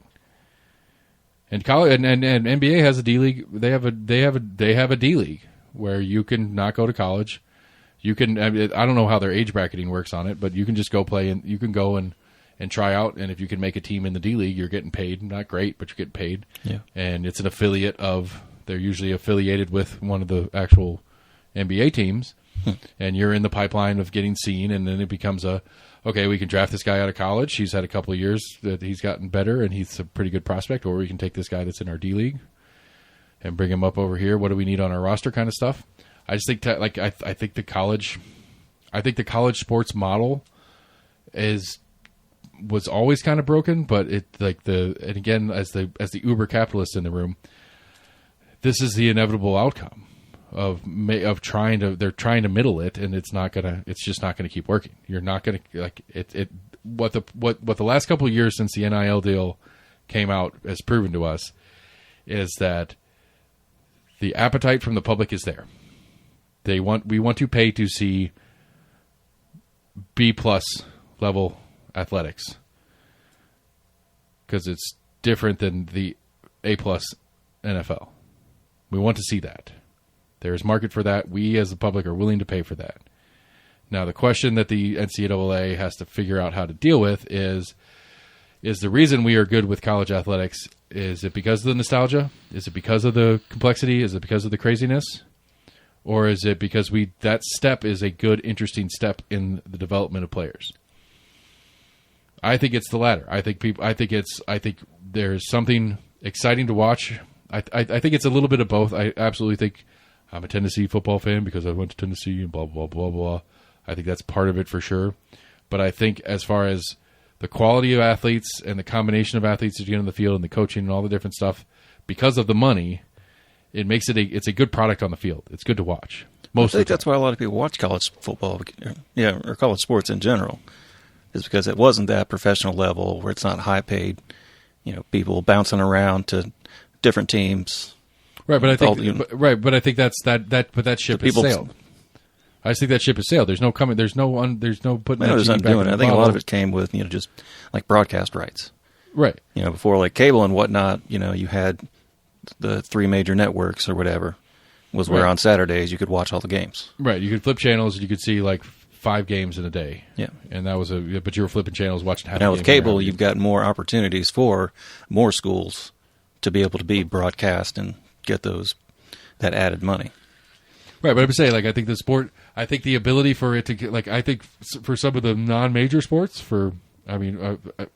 just basically not basketball and football, I think for baseball, because again, because you have the way Major League Baseball does things is it's not a pipeline thing. Kids get drafted. A lot of kids get drafted before they even go to college. And they have a choice to go to college or go play for the minor league team. Some like to go to college, some like to go to the minor league team. But because of the way the minor league system works, college baseball is still truly a developmental league. There are two kinds of kids that are playing college baseball at the University of Tennessee. They just love the game and they're pretty good. Or they love the game and they might be good enough to go to the dance, as they say. They might be good enough. Go to the show. And they need the time, the show, thank you. But they need the time to develop. They need some coaching. They need some more advancement in their skill set and stuff like that. And they need those things. And those are the only two players you have left. Like those two players are there. Or they're smart enough to like, hey, let me get a degree while I'm getting some money and some extra training. Right, but it's while they're there and they're doing like they're right there because a lot of the kids are going into the Major League Baseball, the minor league system. Like I don't know what the math is, but it's a very small number. Like the number of kids that get drafted and are paid baseball players. Go talk to the Smokies roster if we want to. Yeah. These guys came out of high school. Some of them went to college. Some of them didn't. But they're paid. But they're like $30,000 a year, and 9 out of 10 of them might not even get up to the next level of the minors, let alone even sniffing at going to the show. Mm-hmm. And it's like, and so for the college version of that, it's like, well, I can get my degree, I can get an education, it opens those options up for me, so that I'm not exclusively chasing this one option down. I don't see why we can't do that with football. I don't see why we don't do that with football. I've joked all the time when The Rock bought the XFL, and which is playing right now because they're playing opposite season, which I also think is stupid. Like, Elon, with all your new SpaceX IPO money that you just made, let's me and you start a developmental football league. And we'll go around and we'll pay into all of these recruiting and scouting operations to go find us great players, and we will compete with universities by paying them to come play for us. And we'll start off with a 16-team league of college level players and put together a developmental league. And at the end of their career there, and like cap it, make it college years only. Cap it at 23 years old. You come play for us in the XFL, you only get 4 seasons with us. The way you could salary cap that and do some other shit as organizations in that league, you could make a monster amount of cash if we can make it a good product on the field. Because you could get somewhere in the middle of college football and pro football. Because you can be like, listen, you have 4 years. That's all you get with us. It's a 4-year contract. You come play for my team for 4 years. We don't have this transfer portal and all this kind of stuff. We could trade you if we want to. And there is some options for moving, but they're very slim. You don't have this portal every summer thing or every winter like we do in football in the NCAA right now. You come play for us for 4 years, pay you $100,000 a year, and at the end of that 4 years, you'll be draft eligible with the NFL. And if you make it to the NFL, great. If you don't, I don't know. You'd be the same as if you went to college for that same period of time, and you skip pretending like you were supposed to be a student and get a degree. Because some players do and some players don't. There are players Peyton stated not Peyton. Peyton did get a degree when he was here, but Dobbs, that Dobbs kid, yeah, he's got a aerospace engineering degree while he was here, or aerospace. It was something about spaceships and shit like that. And he's in the NFL. He's been in the NFL ever since. He's been a backup. He's plopped around the league as a backup quarterback the whole time with a aerospace engineering degree. Yeah. But I'm just saying, he's, he did both. He played football, and he played football well enough to get drafted. And well enough to stay in the league now for 6 years or however long he's been there now. But he also has an aerospace engineering degree. Do what? So I'm not sure if he's still playing. He was in Pittsburgh. I think he was in Pittsburgh last year. I think he was behind my boy A-Rod. At one point, he was like a third string, but I think a couple got injured, so he got a couple games where he got to start, maybe. Yeah. So, I don't know. We'll see. I did see. I'm trying to think. I think it was a national bill that was promoted to not tax NIL earnings. I don't like the idea. Why? Huh? Why would they tax it? Why would they get tax exempt on that? Fuck if I know. Screw those guys. Well, that's real. I don't know if that was just placating more of the. Maybe. I will. I wonder if college sports has lobbyists. Absolutely. Yeah, probably. Absolutely. Like you said, it's $1 billion industry. The SEC. I'll bet the SEC as a standalone has its own lobbyist, and I'll bet you there is. NCAA probably has a handful. Yeah.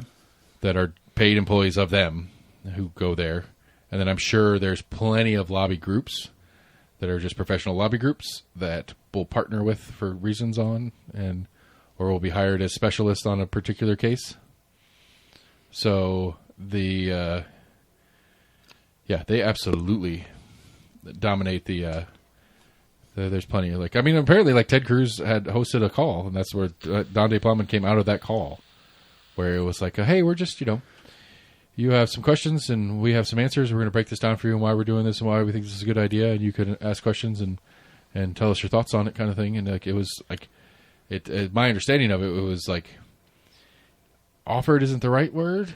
It was kind of like demanded that Cruz and this Democrat kind of did put a thing together to help sell it to the major universities and the major conferences.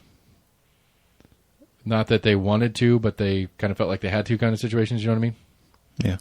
So, oh shit. I don't know. I'm trying to think of what else. Like I said, the budget vote's coming up. Care cuts is fine. They're apparently Christians. I don't know. That's a weird one. I saw that they were rescinding their zoning. I'm not sure where they're at in the story. I mean, basically, they were kind of double dipping when they filed as a nonprofit in the state of Tennessee. They did not file as a religious organization. Now, I've met Martha LaRue. She's a nice lady and all, and she is definitely a faith-based person. But apparently, if you're the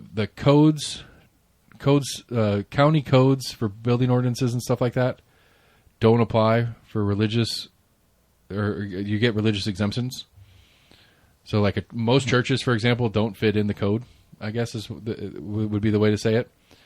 The way like the height and size and whatever kind of stuff, they're exempt from those rules. And so, I guess their legal team, when they were prepping to do this stuff, kind of had both things floating at the same time. And they're like, "Well, you could just call us a religious group," which the city did, which basically gave them an exemption from some of the code stuff that some of the neighbors were complaining and trying to make the argument for, that's why they deserve to, or that's why they don't want that built there, because it doesn't fit the code stuff. And so the reply from the care cuts was, well, we don't have to follow code anyway, so deal with it. So, all right, anyway, that's last call. You got anything else, dude? Before we get weird? Yeah, I was trying to see if I could find the bill on it. Oh. On the... Which one? No, the NIL stuff. Oh. No. All right.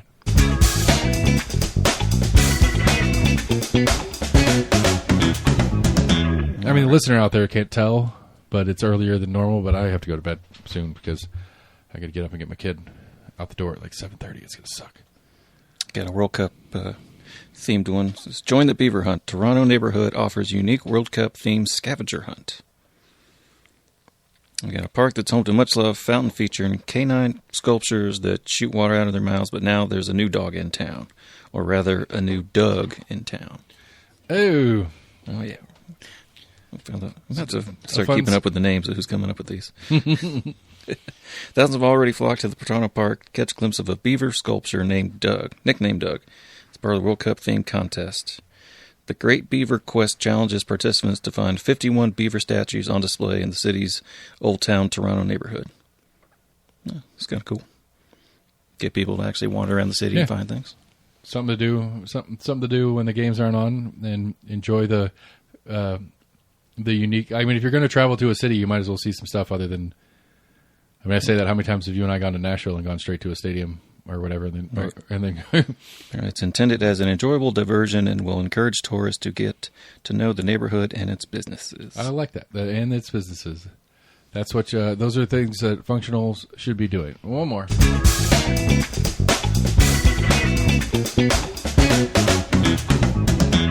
Let's see here. I already did the cockroach kingpin. Yeah, we did do the cockroach kingpin. You had to bring that back up. Now I got to worry about dreaming about it again. Oh no! Oh no! Wrestling matches provide an action-packed story time at U.S. libraries in photos. Let's see here. Northern California Public Library warned patrons to expect more noise than usual. The warning quickly proved to be an understatement as professional wrestlers, accompanied by booming music, thundered into the reading space and jumped into a ring flanked by row upon row of bookshelves. Let's see. Dozens of children and adults greeted the theatrics with hoots and hollers at the Benicia Public Library in Benicia, California. Welcome to Lucha Libre, a high-energy, action-packed story time that is bringing live wrestling matches to libraries across the U.S. to promote literacy. All right. Get behind people reading. Can't get mad at that. Yeah. Although I would be quite upset if I was in there doing some research on some, like my thesis as a doctoral student or something like that, and I got some fucking wrestling going on. But Like, how long is this going to go on for? I'm trying to write my paper. Like, come on, it's all acting. It's fake anyway. All right, that's the show, boys and girls. So I'll break the law just a little bit here in the end. U.S. up 3-0 at halftime. We got to look up that law. Almost Agreement at gmail.com. Facebook, Twitter, YouTube. Hello, it's Almost Agreement. Check out what's going on there. We're going to, we're going to be back next week with more news and weird and whatnots, and it'll be a summer of fun and loving, and I still haven't slowed down yet, so I don't know. I'm sure I'll have something else to complain about the city doing, or the county doing, or the city not doing, or the county not doing. We've got to get back into campaign mode sooner than later, I suppose. We're only, 7 weeks out from Election Day. So we got, things are going to start heating up pretty quick. John Rose is trying real hard. That guy's got some money. He's been spending a lot of money. We'll see how well that works for him in his campaign. Almost Agreement, channel.com, Facebook, Twitter, YouTube. Go to your favorite website and podcast provider and like us, friend us, share us, follow us, text us to your friends. Do you spread the show? We'll be back next week. Thanks, everybody. Right.